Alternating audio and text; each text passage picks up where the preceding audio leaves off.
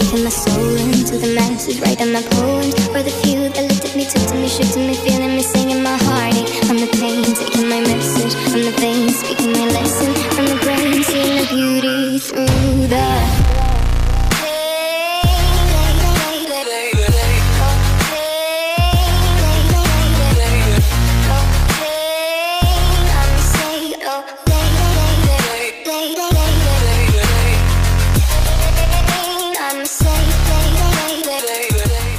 Welcome to the Elena Miller Show. I want this show to be a place of love and laughter and fun, and I'm so excited to have my first guest on here, Festus Ezeli. Thank you for having me. Thank you for having me.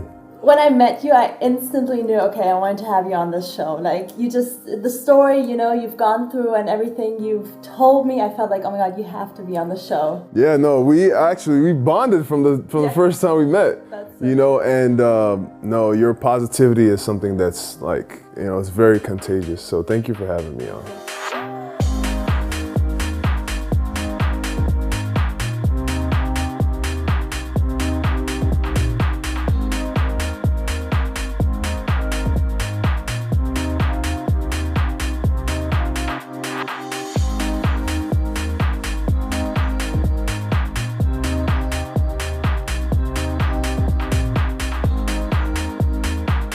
So you started to play basketball when you were 16, which is pretty late, right? Mm-hmm. Yeah, no, I started late.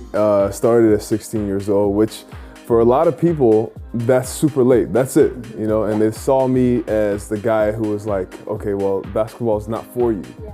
And yeah, that was my start in my beginning. Then you didn't make it into the high school team. And then 9 years later, you won the NBA championship with the Golden State Warriors. I mean, that's insane. Can you just tell us about that, how you went from here to here? Honestly, I really can't believe sometimes that that's my journey. You know, when you see people who are accomplishing great things, you don't really believe that that's you, especially at the time. And so when they told me at the time, hey, you're too old to play this game and you're really not good at it, because I wasn't good. I just came from Africa. I moved to the United States at 14. Started playing at 16. And so when they gave me a basketball for the first time, I didn't know how to shoot it, how to dribble it, anything. I don't really understand how that journey goes, and I'll tell you the story, but it's just proof of what hard work and perseverance does for you. Yeah. What motivated you to try to go for the NBA championship after not making it into the high school team because you weren't good enough? Yeah, but see, this is the thing. This is the thing about these kind of stories. It's not a jump, right? You don't go from not making it to being the greatest person. You don't go from nobody wearing sneakers to creating Nike, right? And in every story like that, there's always these series of challenges that you have to overcome. And so for me, just giving you my story in a short, one of my first introductions to the game was my uncle. I moved to America by myself, left my family, and went to live with my uncle. Your family stayed in Nigeria? They stayed in Nigeria. You went alone? Yeah. So when I moved there, my uncle saw me and he thought, you know, the reason why I moved to live with him is because I wanted to be a doctor. And he was a doctor, and it was my chance to shadow him and to learn from him. And he saw me and was like, we should get you playing basketball. You know, basketball, you're tall. Basketball can help you pay for college. This was his way to convince me to play. I was a nerdy kid. I didn't care anything about the sport or anything. And I remember even growing up, my dad always wanted me to be an athlete because he wanted to come cheer for us at the sporting events, but I would always be on the sidelines and I didn't care for it. And then I get cut because I wasn't good enough. I was too old, and it's like the team was really good and they had all these reasons why, but when that happened, and it's just like any one of us, if you have a dream and a thing that you say you want to go do, I want to go be an astronaut. And then it's like first day of class is astrophysics. You're like, oh, no, I can't do this. And that was the thing for me. I felt like that was my challenging moment where you felt like, okay, you could overcome that. I didn't feel like I could overcome it. Oh, okay. There was no hope for it. I didn't look at it and say, this is a challenge that I can do. It was just like, wow, like I can't do this. But the thing that also it's a weird competitive thing in my mind is when somebody tells me I can't do something, my brain can't accept it. So part of you went like, wait a second, let me. Part of me is, 16-year-old kid being rejected and feeling like the challenges that you can overcome. If you ask that simple question, why not me? And, when I asked that question, things started coming into my life. I met this man. He actually, it's such a long story, so I'm trying to condense it a little bit for you. So I met a man whose son was going to be coming to the school. And so he's walking through the school one day, and I'm waiting for, my uncle to come pick me up at the school. And this man sees me, and he's talking to the basketball coach. I only know this story because he tells me this story all the time. And he says, well, you guys are going to be really good this year. You got a big kid. You guys are going to be good. They were like, yeah, we're going to be good, but not because of him. You're like, wait a second. This is the story he tells me. He's like, oh, so what's the problem? What's wrong with him? Coach said he can't play. Well, can he run? The coach says yes. Can he jump? Coach says yes. And what's the problem? He can't chew gum and walk at the same time. This is the thing that they say about me. And I'm sitting me down and said, listen, I build young men at this institution and this program, and you don't understand what that means when somebody says, I will push you.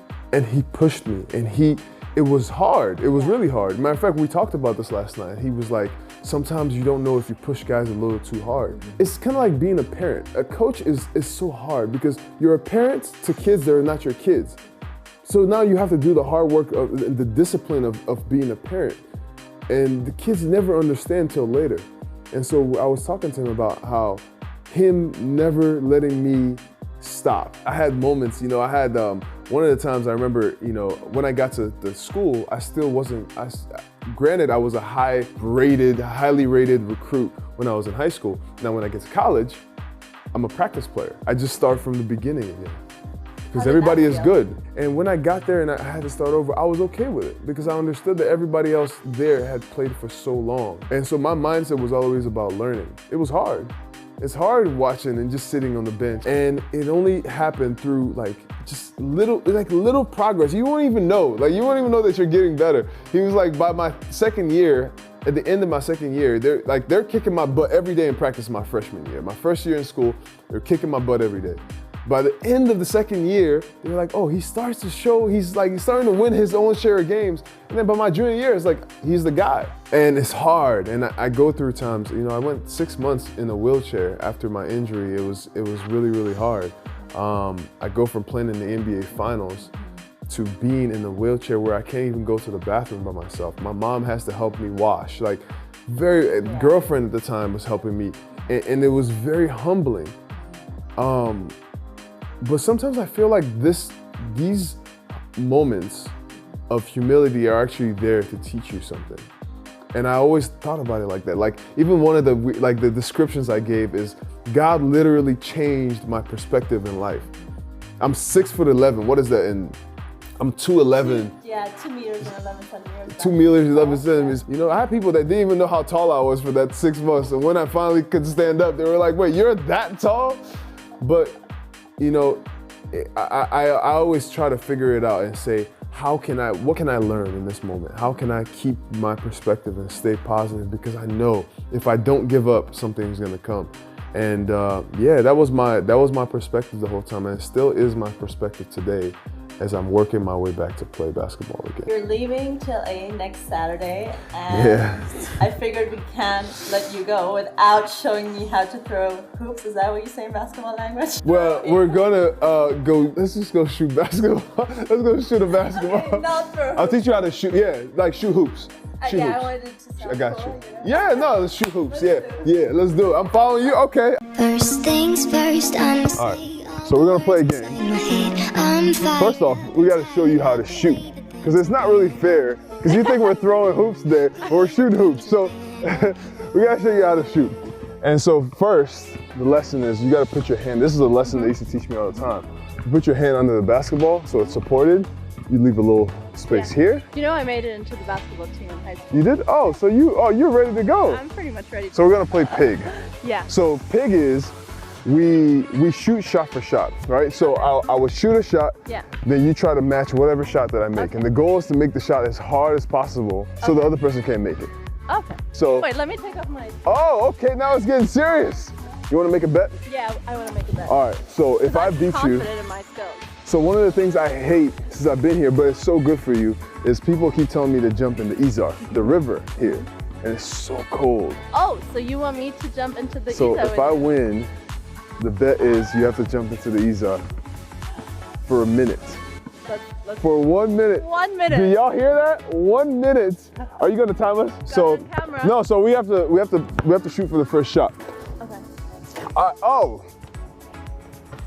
Hey. First things first, I'ma say all the words inside my head. I'm fired up and tired. It's been a long time since I did this. Behind the back. Oh. Sorry, simple. Damn. Well, right now, I haven't shot a basketball in a long time. So when you're shooting and you're always hitting the rim, you call it bricks. The master of the sea. Oh!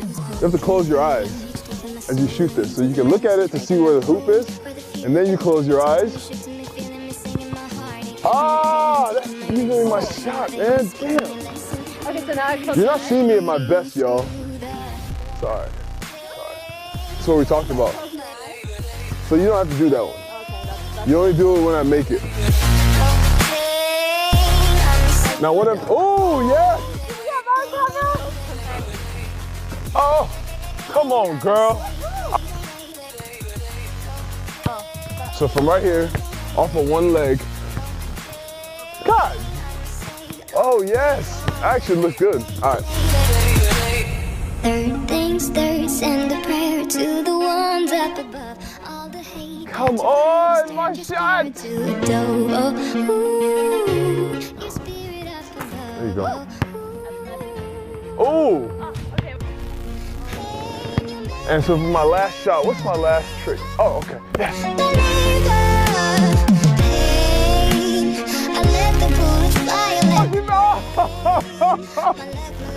She almost made it. All right, so OGs, still trying to make it? I was broken from a young age, taking my soul into the mountains, writing my poems for the few that looked at me, took to me, shook to me, feeling me, singing my heartache from the pain, taking my message from the veins, speaking my lesson from the brain, seeing the beauty through the.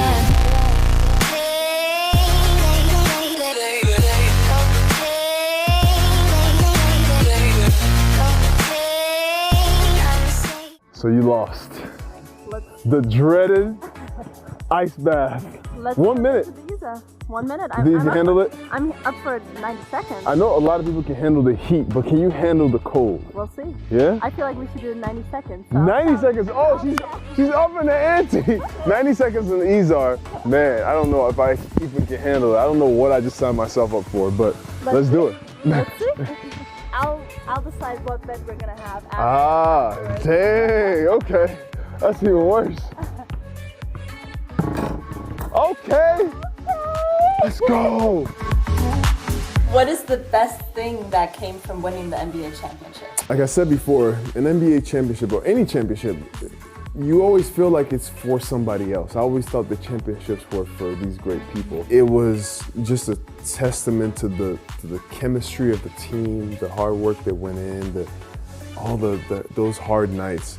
The best thing that came from it, oh man, was just this feeling that you can do anything in the world. Like it was the best day of my life. Well, you never feel it until you get there, because you just like, it's surreal.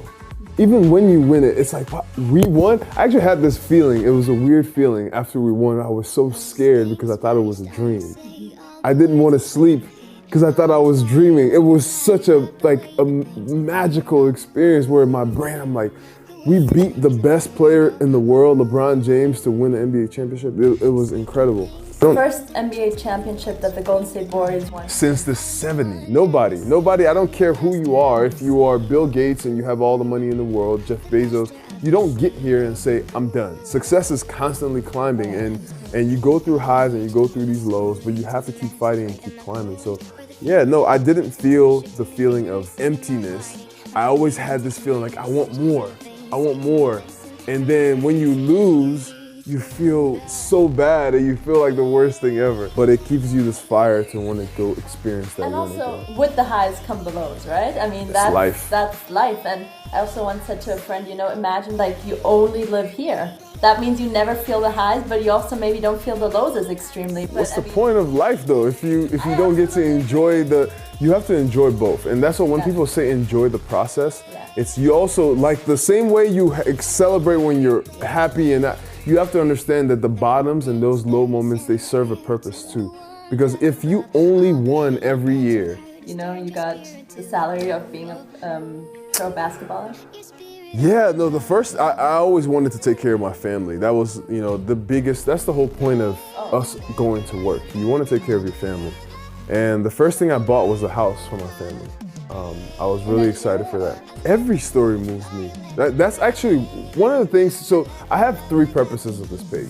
One of them is for people to tell their stories, because I think that there's power in healing and telling these traumatic stories, whatever it is. I don't care if it's an injury or your wife or husband leaving you or somebody getting sick, or everybody has a trauma that they're dealing with. I think that there's a healing power that comes with telling your story. There is also a healing for other people who see you going through. People always say misery loves company. That's not what I want to do here. I want to do where if you see somebody else in pain but fighting still, maybe it makes you feel like, no, I can't stop. I know that there's hope. And so that's the part of it so healing other people. And third, for me, when I hear this, it inspires me too, because it makes me feel like, yo, I can't stop now. There's other people, they're coming, they're going. And you know, it inspires me too, because, you know, for me, I just feel like the more I even tell my story, I have to back it up. And for me, I love that pressure, so. And also, I think, you know, we're so afraid of failing, so we don't even get started. Yeah. But I mean, failure is part of the journey, right? I mean, I'm type A. I'm type A of the idea of failure is part of the journey. But I am scared of failure. You don't ever get rid of that thing, being afraid of failure. But you always have to remind yourself that this failure could lead you to the next thing. But be okay with pushing yourself to the limits, because that's the only way you can you really bring out all the skills and all the things that are inside you. You have to be okay with failing. I thought I was gonna be a doctor. That was my dream. And basketball led me in a different direction. But I loved it, and I enjoyed it, and I made an impact that way. And I continue to make an impact with my story. That's kind of how life is. You just don't know. We keep trying to make these plans about our life, and God is looking at you laughing like, dude, what are you talking about? We keep making plans and making God laugh. You got an even better plan for us. No, God always has a better plan, and that's what this journey is about, is just understanding that, you know, you don't know. As much as you think you know that you are going to be all these things, the reason why you don't have that thing, maybe God is protecting you from something that you don't know that you can't handle right now. Maybe this tough time is also making you really, really understand some certain things that later on will be successful for you or will lead to your success. You just don't know. And so I really think that it's important for us that you are doing amazing work here, by the way. You know, wanting to inspire people. You can't have enough people in this space, because as much as you have people trying to inspire, you have the world dragging you down. You yourself you're your worst, like, if you talk about haters outside, you're your worst naysayer. The thing that you say to yourself, if you had a friend like that voice inside your head, you would never want to hang out with them. Never. Because it's like, yeah, what are you wearing? Those pants don't match those shoes. Why would you even do that today? You know that people are gonna see you outside. It's like, when you constantly do this to yourself, you don't understand that voice is constantly happening. And so we need so many people out there preaching positivity and preaching, you know, mindfulness. And joy. Joy is important. Have fun, man. That's what this journey is about. Have fun, you know? Joy is important every single day. It's important. Yeah. Festus, what do you want to be remembered for? I want to be, you know, it's vague, but I want to leave this world better than I found it.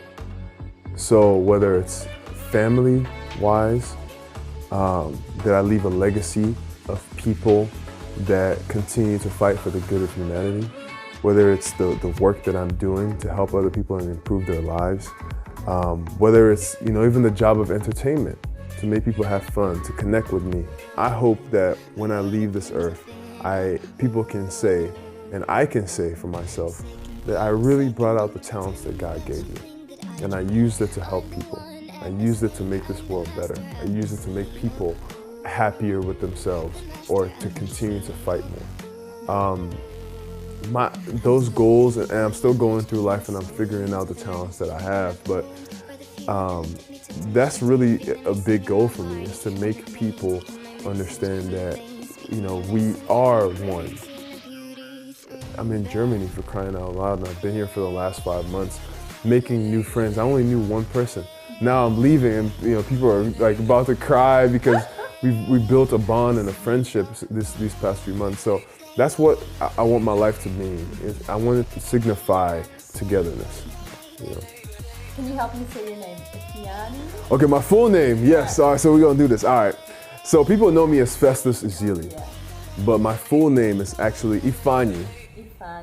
Festus Ezeli Ndulwe.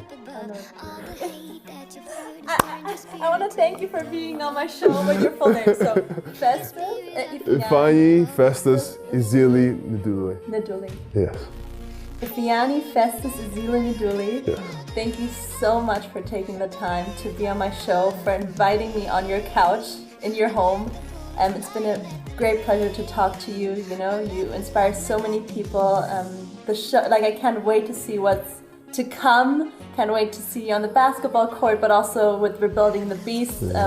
It's really, such an inspiration and motivation to so many. So thank you so much. I truly appreciate it. Thanks for letting me in your city. I'm in Munich. I'm in your town. So it's been great. It's been awesome getting to know you as well. I'm really proud of you for doing this. This is great. This is gonna be awesome. Thank you so much. So we're here at the Isar.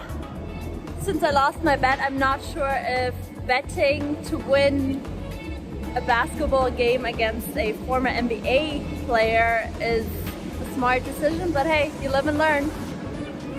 Is it cold? Very cold?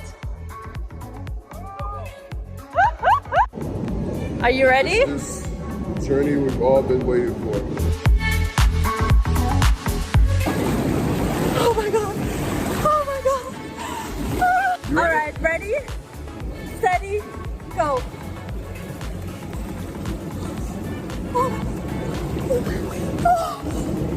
Breathe, breathe, breathe. Oh my God! Breathe. I think I'm staying with 1 minute. I'm taking back the 90 seconds. Breathe. Breathe. You're tough. You're tough. You're tough. You can do this. 30 seconds. Feels like, woo! Your body's getting waking up. Yes. Woo! Breathe. You are a beast. Oh my God. Okay, let's do the last 30 seconds. We said 90 seconds. We're doing this. We're here. We're here. We're here. The timer came off, but we got another 30 seconds. Then 90 seconds, so.